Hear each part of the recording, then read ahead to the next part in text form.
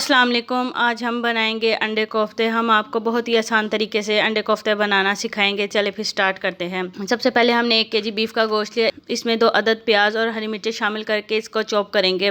Chop करने के बाद स्पाइसेस में हम इसमें 1 चम्मच नमक, 2 चम्मच चिली फ्लेक्स, 1 चम्मच लाल मिर्च, 1 चम्मच गरम मसाला, 1 चम्मच धनिया पाउडर, 1 चम्मच ज़ीरा, 1 चम्मच हल्दी, 1 चम्मच ब्लैक पेपर, 2 चम्मच कोफ्ता मसाला और 1 अंडा शामिल करके कीमे को अच्छे से मिक्स करेंगे। अच्छे से मिक्स करने के बाद हम इसके कोफ्ते बनाएंगे। हम तमाम कोफ्ते इसी तरह बनाएंगे। अब हम इसको फ्राई करेंगे।